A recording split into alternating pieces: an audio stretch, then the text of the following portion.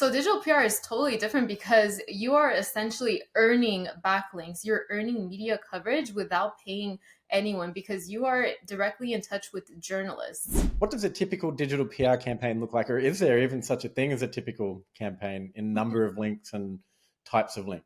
You can still run a successful digital PR campaign if you take a step back and you consider the broad themes of your website. And digital PR is really to spark that online dialogue, get people to think about things, new things, spark debate, get people on one end of the spectrum and kind of like not fighting, but like debating.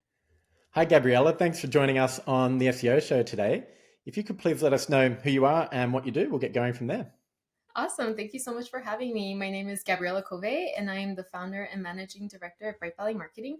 And we are an SEO and digital PR link building agency. We specialize in helping companies get featured online in prominent news media outlets to get them really nice, high quality, high DR backlinks. Cool. So this is digital PR, which is it's a bit of a hot topic in SEO at the moment. I see a lot of agencies scrambling to offer digital PR, and just wondering if you could let me know how does digital PR differ from maybe creating an asset and then paying for links. If we look at a scale of links, and on the bottom there's really dodgy automated links, and maybe in the middle there's paid guest posting, and then maybe at the top there's digital PR. If you could maybe let me know how it differs from traditional link building. Agencies might go out and buy links. So, yeah. Yeah. No, this is so digital PR is totally different because you are essentially earning backlinks. You're earning media coverage without paying anyone because you are directly in touch with journalists. And these journalists will feature you because they like the story and they like the data or they like the commentary that you've provided to them. So they will feature you in their articles and without you asking them for money or without them asking you for money, I should say. Yeah. So you're essentially, you're giving them something that they want. Yeah. And oftentimes these articles will show up in, really prominent news magazines, online news media outlets, CBS News, ABC News, front page even. So that differs wildly from, just like these sponsored posts or guest posts that are buried on some website that no one's actually going to read.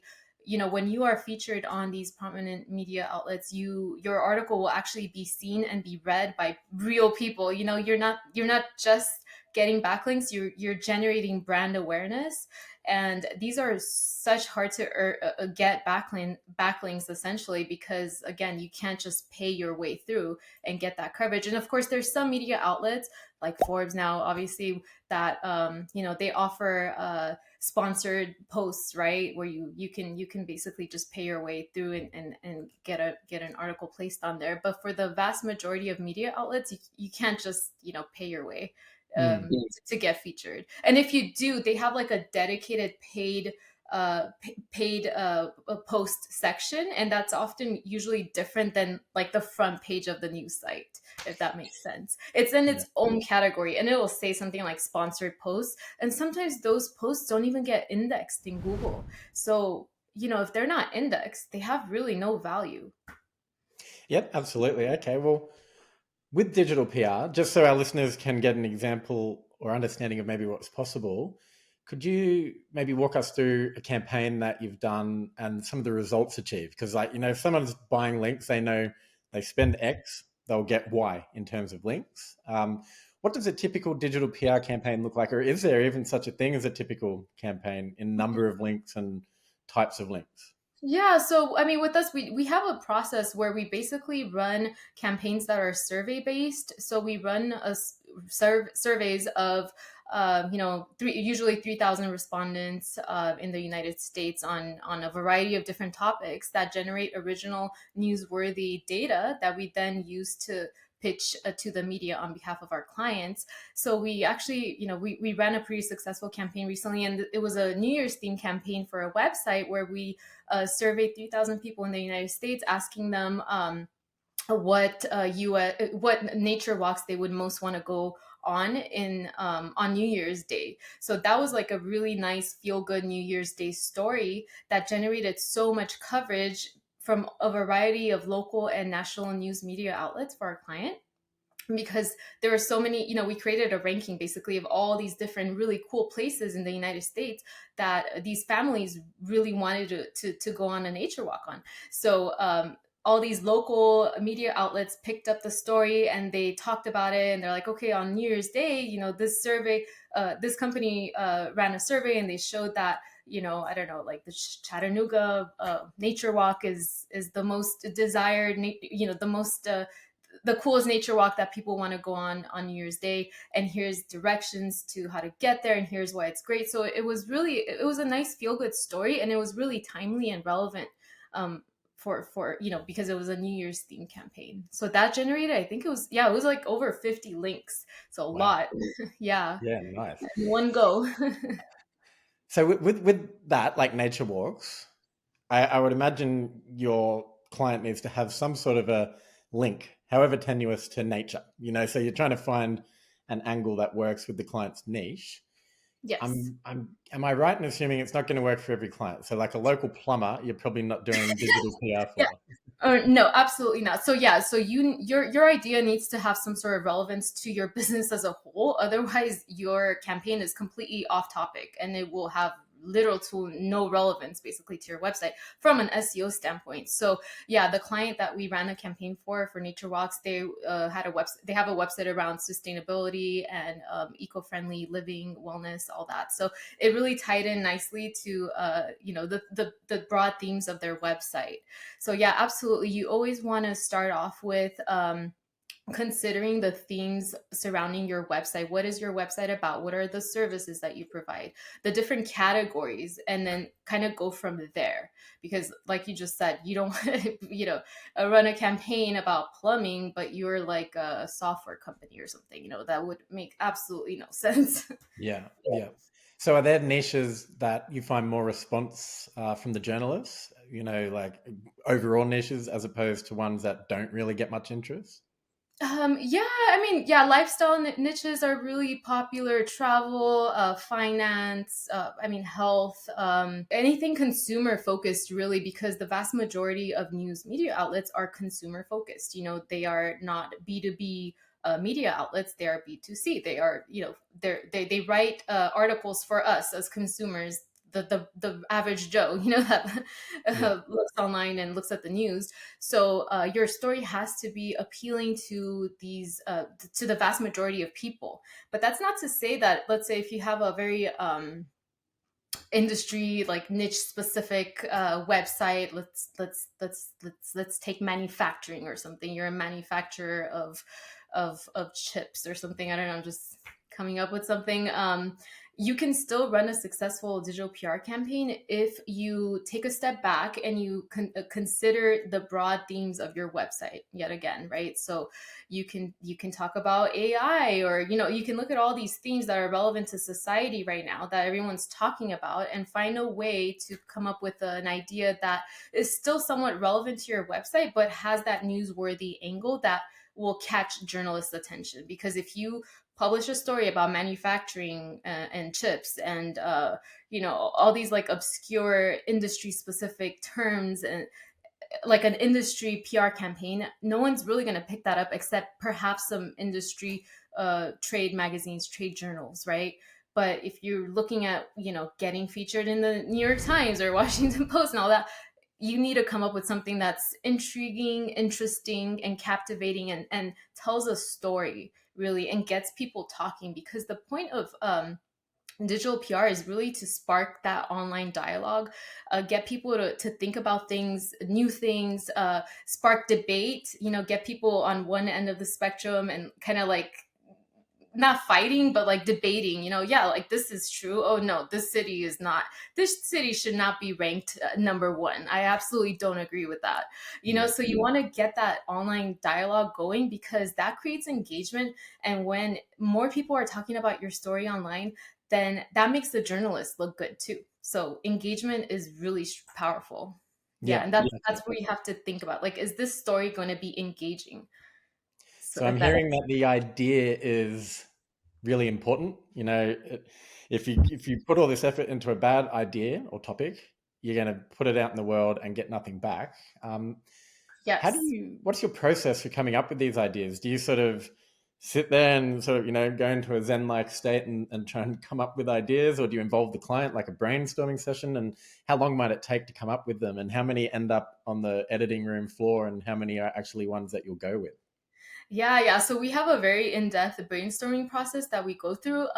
Yeah, we always welcome client feedback. So if the client has any general themes or ideas and campaign directions, we always, welcome their input.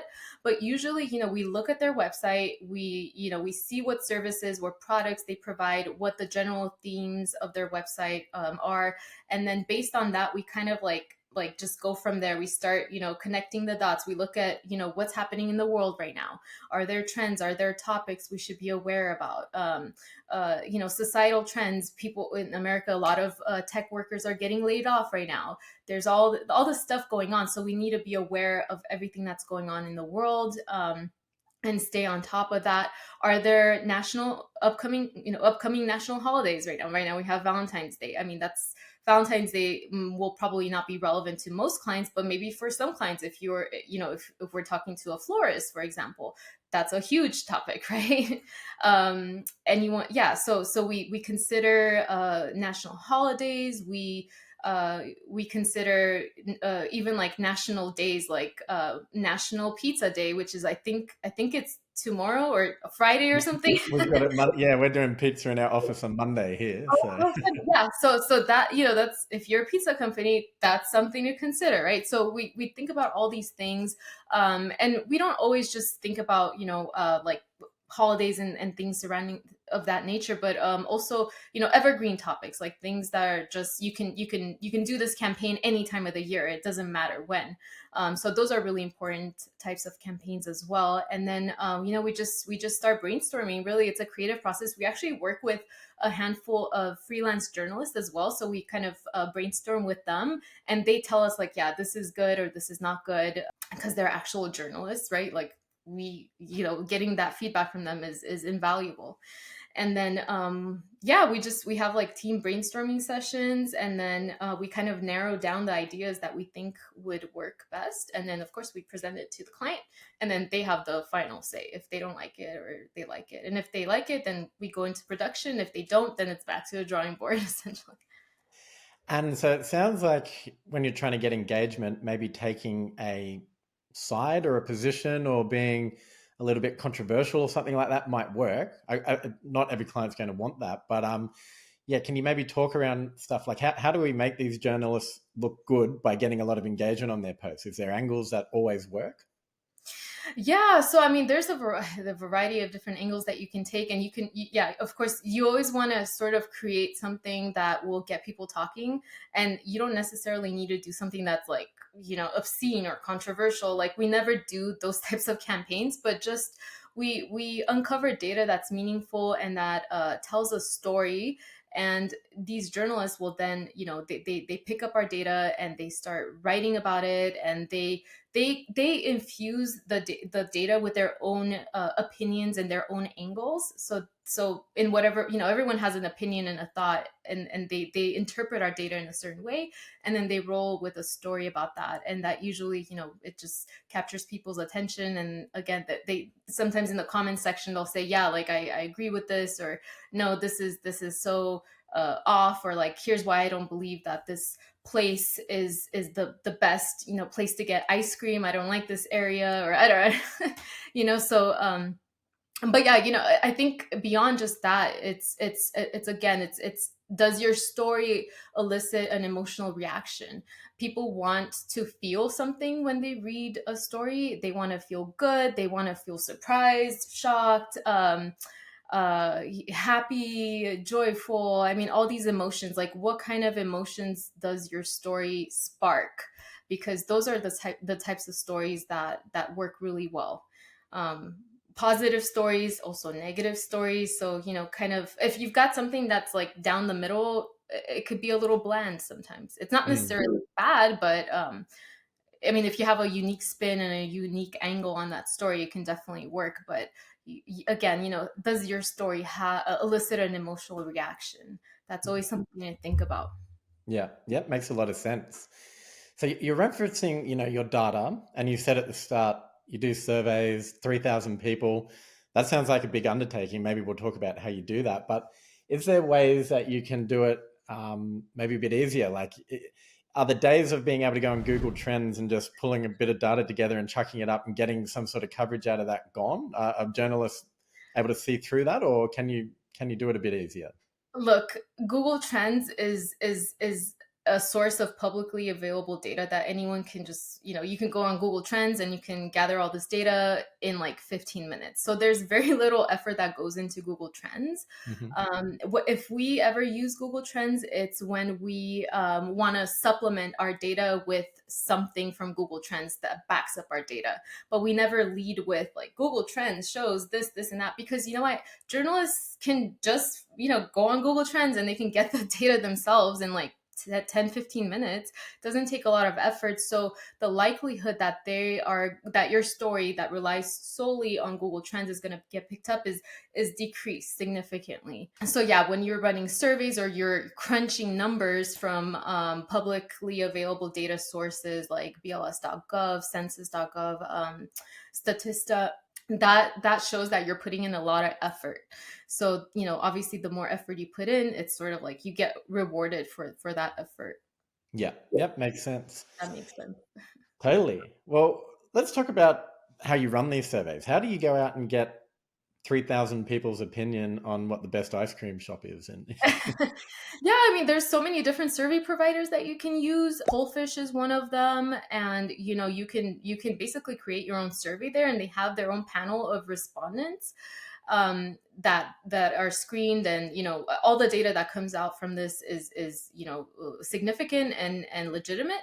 So you can use those types of survey companies. You can, if you have a wide readership, if you have your own email database, like your own, I guess, like contact lists of people that have visited your website and have signed up for your newsletter and stuff, you can certainly try to use your own data, right? Like ask your own readers and provide them with that survey. But for us, using a survey provider like Pollfish is really valuable, and it makes things a lot easier. And we go in, we create the survey, and then we just run the survey, and it takes a couple of days to come back, and then we have our data, and then we just have to kind of analyze it, obviously, and find trends and find unique angles from that, and create a captivating story, and then illustrate that in a linkable asset, usually in like some sort of an interactive infographic, a table, something that communicates the data in a visual way,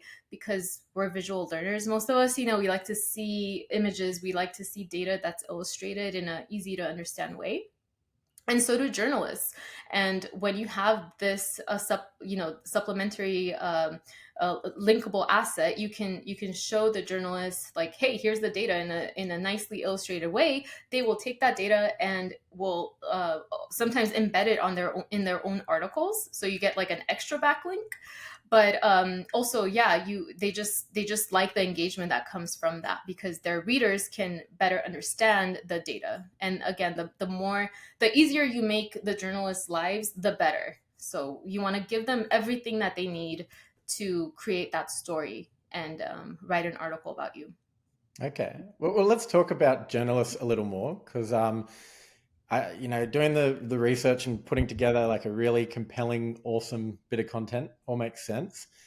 With the journalists, A, how do you find them? And B, are you creating this content often with publications or journalists in mind, and you know who you want to reach out to beforehand, or do you go with the idea first and then go find journalists that you think suit the idea?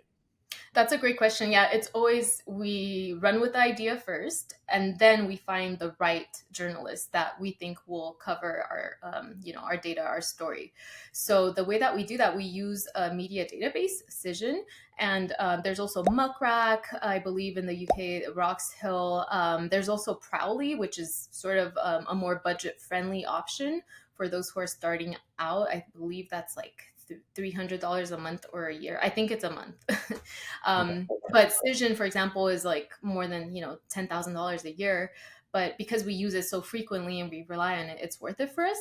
So yeah, once we've come up with a campaign, we have our data and everything. We go into Cision and we look for journalists that might be interested in covering our idea. And the way that we do that is by searching for journalists that have covered a similar idea or a similar topic in the last 6 months to a year.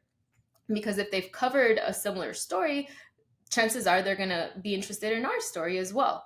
So that's sort of how we find the right journalists. We also look at Google News and see, if there are any journalists that we might have missed that might be interested in covering our story. And we also look at general journalists, like, for example, like if you're if we're doing a campaign on travel, then we'll also look at lifestyle journalists that have traveled about. That have covered travel topics broadly in the past. So not necessarily related to the specific idea that that we came up with, but just cover that broad general theme, because they might also be interested in covering our story. So we have different tiers of journalists that we outreach to, then, if that makes sense. Yep, makes total sense. On the topic of outreach, though, I know myself, my inbox is hammered. I imagine a journalist, they would know no such thing as inbox zero. They would be getting hammered by people all the time. So you have like one shot with this, I guess, when it's going out. How do you sort of break through that noise and stand out in their inbox?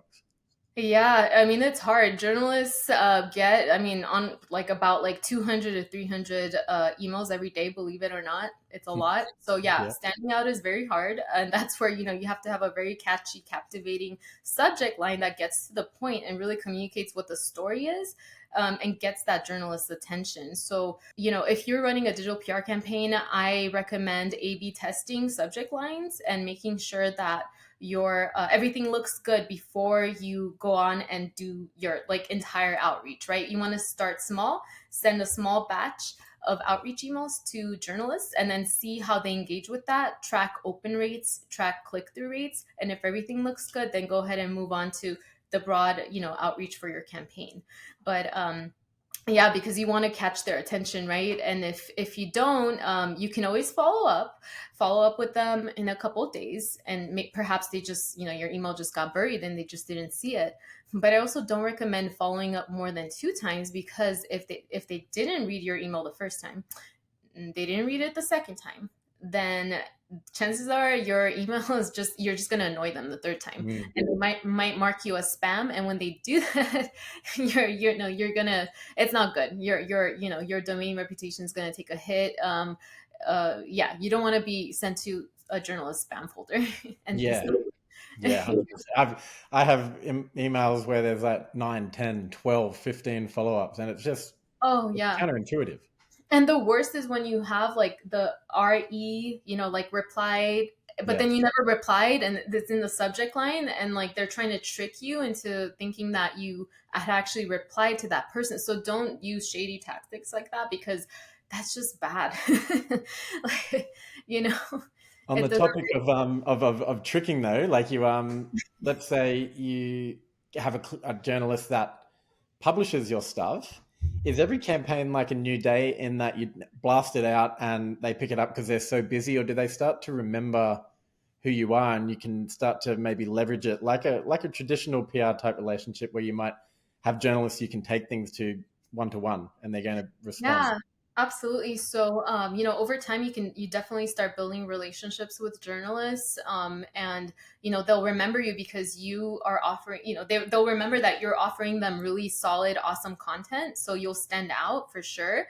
So we have a list of we call them friendly journos, where we know that they love our content, so we're gonna send it to them, and we know that they're going to feature us. But for the vast majority of campaigns, we rely on journalists that we've never heard of before.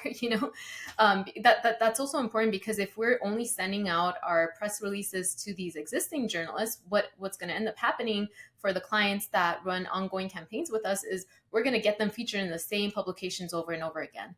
And that's obviously not very beneficial from an SEO standpoint. You want to, diversify the linking domains, the websites that are linking to your website, because that's just better.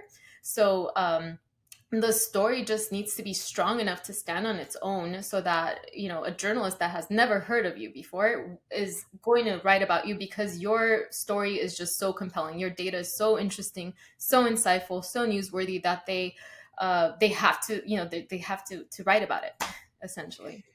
So I know with a lot of these journalists, they have to write, say, 8 articles a day or something like that for their publication. How easy are you trying to make their life? Like we spoke about making it easy before. With the stuff you send out to them, are you going as far as writing passages of text that they can just copy paste, you know, to make it super easy? Or are you just giving the data and here's what we did, here's the interesting findings, and then putting it on them to actually write most of it? Yeah, so you always want to make journalists' lives easier. So you can do that by indeed including all the information that is pertinent to your campaign, including all the you know, the top key findings, your commentary, a commentary from a spokesperson, like what does the person from your company think about this data in a quote. You know, really, it's a press release that's written in a journalistic way, and these journalists can then take whatever information they find relevant and rehash it in their own, you know, put their own spin on it, and then it just makes their lives easier, really, to Yeah. have all that information well communicated in an email format, with all the data that they need. And in the email, you can also include a link to your linkable asset if they want to see that visual data representation, if they want to see more.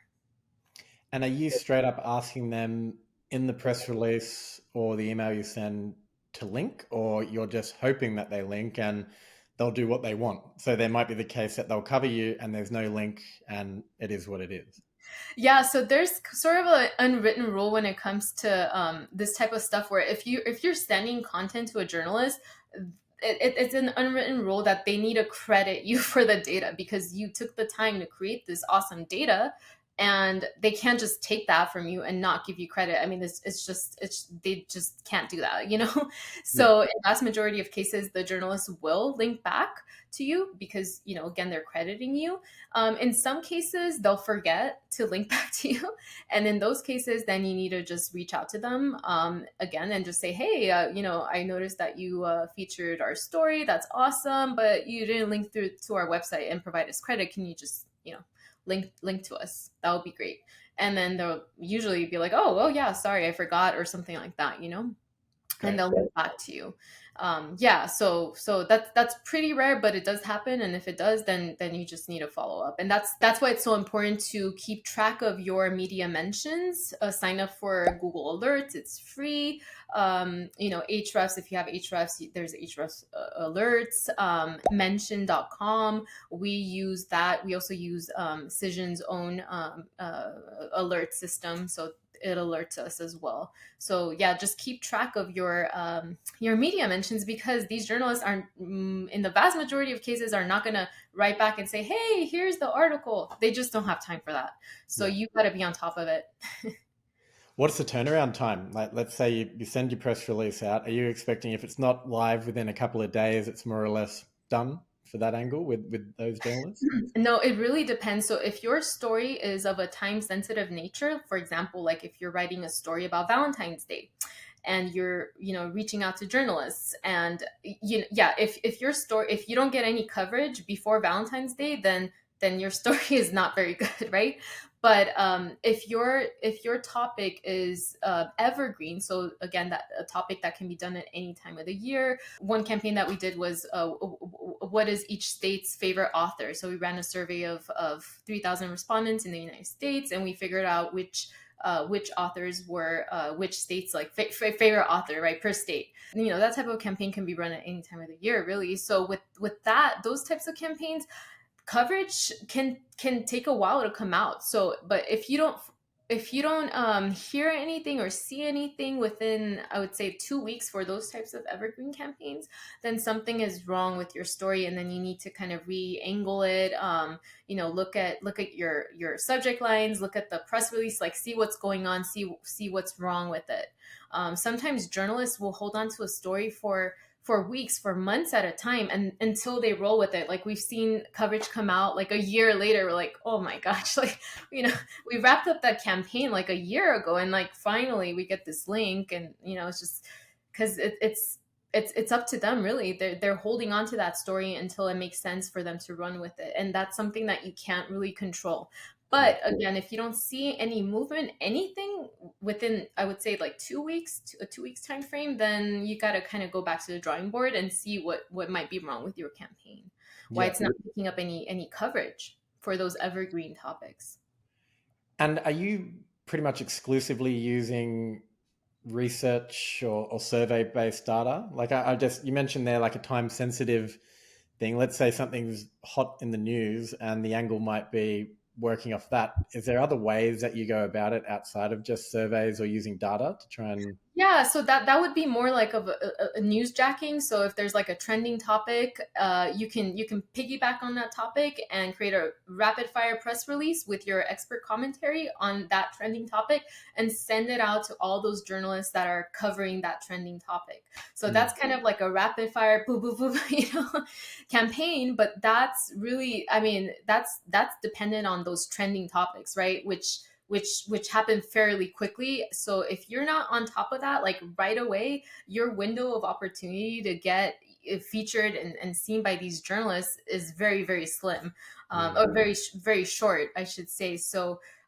yeah, so that's harder to do. But yeah, totally, you should always set up, again, Google alerts with topics related to your niche, and stay on top of things that are happening in your, that are related to your niche, so that if a trending topic does take place, if it's happening, then you can just quickly jump on that opportunity and try to get some coverage out of it. Okay, awesome. Yep, makes total sense.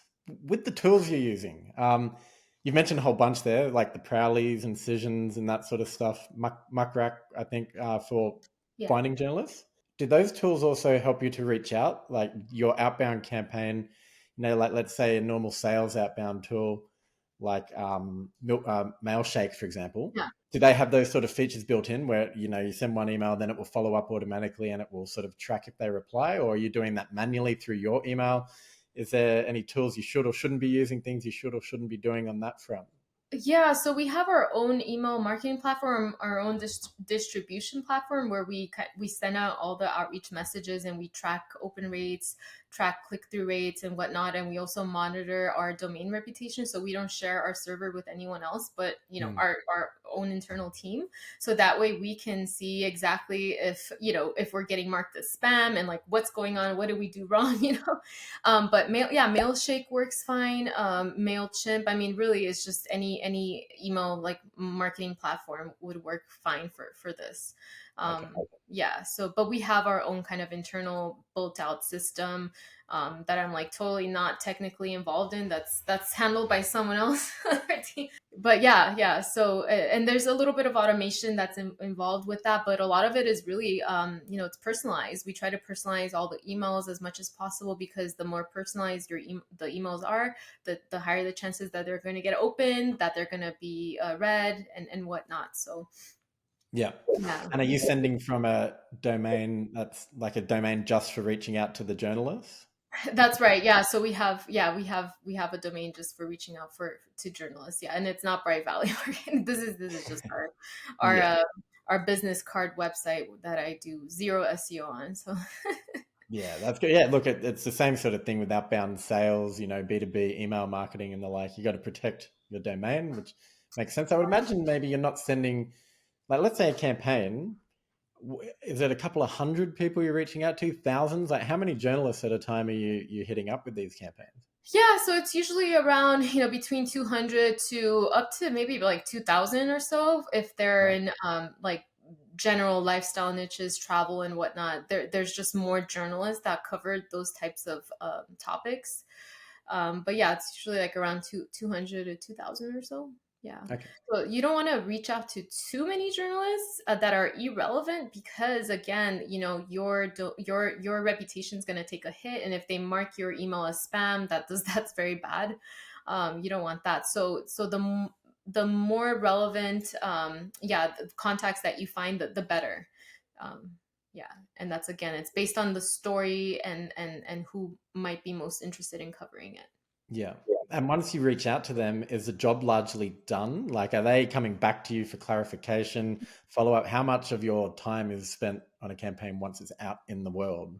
Yeah, so I would say 80% of the, maybe 85% of the, maybe 90% of the journalists will just run with the story and all the data, because again, we've presented them with everything that they possibly could need to create a compelling article. But in some cases they'll come back and they'll email and they'll say, "Hey, like, is this person available for a TV interview?" And that sometimes happens, like randomly. We're like, "Oh, do you want to be on TV right now?" Maybe like one out of three campaigns that we do, there's TV coverage that comes out of it, Great. as a byproduct of a really good story. So that can happen. Sometimes journalists will come back and they'll like ask like a clarifying question, like, "Oh, so why did you do this versus like this?" And just like one or two questions or so. But again, for the most part, they'll have everything they need. Everything's clarified in the email, and they'll just run with the story. Okay, cool. Well, maybe let's wrap things up a bit by talking about cost, because you're from an agency, so people can hire you to do this, which is one way, and then obviously the other way is trying to do it yourself. So with that, there's a time cost and all of this software costs. Could you give rough ideas, maybe if you were to try and do it yourself, what you're looking at in terms of time and investment in tools, and then typically maybe what someone might need to invest with an agency to do this? Yeah, and I guess the pros Yeah. and cons of each. Yeah, so I mean, if you're doing this on your own, really, you need you can, there's free data available online, right? There's so many databases that are free available to everyone, so those don't cost any money. But then, if you're looking to run a survey and you want to outsource it to, let's say a provider like Pullfish, those run about, I think, $2,000 to $4,000 or so for like about 3,000 respondents. And if you're doing the newsjacking expert commentary, that costs pretty much nothing, except your time, because you're just creating a press release, and then you can use Google News to find relevant journalists. You don't even need Muck Rack or Cision or Prowly or so. I mean, those are really comprehensive databases, and they're going to provide you with a lot of relevant context. But if you are on a shoestring budget and you don't have, yeah, just those resources, then you can just use Google News, Twitter, find relevant journalists, do a little bit of research on your own, and of course, your email automation, your marketing software. So there's that. And then I would say that's about it. You can set up a free Google alerts for your brand name, so that's free as well. Yeah, so you can totally do this on your own. It's just a matter of investing time. I would say a good campaign for us, it takes 6 to 8 weeks from start to finish, from the brainstorming process to the point where we complete outreach. So it's a very in-depth, kind of long drawn out process. Yeah, so I think it's time requirement more than anything if you're Mm. trying to do this on your own. And of course, if you're looking at an agency like us, you're looking at $6,000 to $8,000 or so to run a campaign. Yeah, so And you largely charge just per campaign, or can people use you on retainer where you're just sort of constantly on the hunt for ideas and newsjacking opportunities, that sort of stuff? Is it sort of yeah, like so that? yeah, so most companies, we do kind of like the yeah, just one time campaigns that are also on an ongoing basis, but really it's not really on a retainer. Like our SEO clients, where we're producing like blogs and doing all this other stuff. Right. Yeah, because they've got kind of their own teams in place for that, and the digital PR is sort of like a supplementary, sort of like backlink building process that they want to incorporate in their existing overall SEO strategy. Let's maybe wrap things up before I sort of ask you if there's anything I've missed. I'm interested where you see the future of this with Google and the like, AI coming into the mix and Google changing. Do you think there's going to be a point where links aren't as important, or is this sort of digital PR going to be important for the foreseeable future?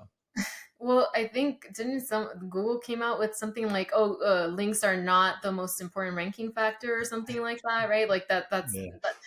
Google's always saying things, and you can either believe what Google says or you can believe the data you're looking at. So we look at the data, and right now, links are still really important, very much important for building EAT, creating those brand signals, because Google trusts brands, right? Brands get featured on the media. Look at Apple, look at Tesla, look at these Nike, prominent brands. They're always in the news, right? And everyone trusts these brands because they are so renowned.